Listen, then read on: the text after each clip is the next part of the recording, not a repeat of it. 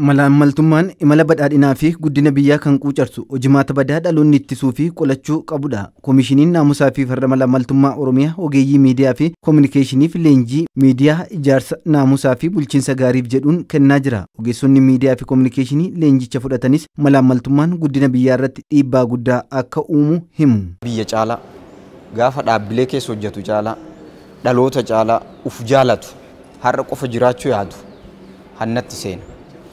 Hanni biyya akka Itoophiyaa ijaarsarra jirtu naannoo akka Oromiyaa qabeenya guddaa qabu uummata hiyyummaa keessa jiru uummata jireenyi boru naafoo jedhee halkanii guyyaa hojjetu malu keessatti hanni yoo dabalame immoo imala ijaarsa hambisaa deema xiqqeessaa deema. Dabalataanis ogeessonni miidiyaa ogummaa itti kennameen xiyyeeffannaa guddaa itti kennuun hojjechuu akka qaban dubbatu.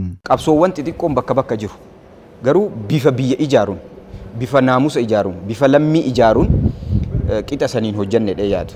Kanaaf kutannoo guddaa gaazexeessa barbaada. Jalqaba gaazexeessa naamusa qabaachuu qaba. Malaamaltummaarraa ofiifuu bilisa ta'uu qaba. Kutannoo qabaachuu qaba. Ogummaan inni harkaa qabu suni ogummaa inni ittiin jiraatu qofa osoo hin taane kan biyya ittiin ijaaru ta'uu beekuu qaba. Kan uummata ittiin ijaaru ta'uu beekuu qaba. Dhalootaaf kan ittiin hojjetu ta'uu beekuu qaba. Koomishinarri Koomishinii Naamusaa fi Farra Malaamaltummaa Oromiyaa obbo Abdallaa Ogatee yakka malaamaltummaa ittisuu keessatti gaheen miidiyaa olaanaa ta'uu dubbataniiru. Hawaasa safuu naamusa gaarii qabu dagaagsu. Sababni isaa namni baratee gara hojii yogguu dhufu gara tajaajiltummaatitti yoo dhufu hawaasa keessaa dhufe bu'aa hawaasaati. Hawaasa keessaa laafinni kun yoo kan jiru ta'e safuu cabsuu yoo ta'e hangafaa quxisuu wal kabajuun yoo dhabame hanni yoo maqaa gaarii waamame hawaasa ofii wal nyaatu ta'a. Bu'uurri hawaasa irratti hojjechuu achii garana dhufeeti biyya bulcha waan ta'eef tajaajila kenna waan ta'eef. Itti gaafatamaan hariiroo uummataa fi idil addunyaa paartii badhaadhinaa Dr. Biqilaa Hurrisaa miidiyaa fi ogeessi miidiyaa naamusa qabu akkasumas mirgaa fi dirqama isaa beekuun malaamaltummaa ittisuuf dhaabbileen miidiyaa cichoominaan hojjechuu akka qaban dhaamu.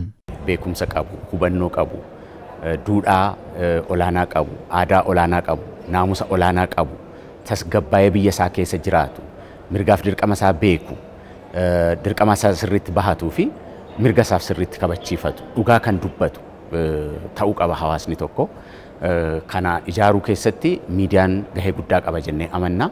Miidiyaan hawaasa tokkoof madda odeeffannoo, madda beekumsaa, madda hubannoo, madda ilaalcha madaalawaa ta'ee tajaajiluu waan qabuuf guyyaa har'aa leenjiin asitti kennamaa ture ogeeyyii fi hooggansa miidiyaatiif gaheen isaan ijaarsa naamusaa fi ittisa malaamaltummaa keessatti qaban sirriitti hubatanii gahee isaanii akka taphatanii fi akka nama dhuunfaa yookiin ogeessa dhuunfaa tokkootti tun ta'in akka biyyaatti yaadanii akka sirnaatti yaadanii gahee isaanii bahachuu akka danda'anii dandeettii raawwachisummaa isaanii kan cimsu ture.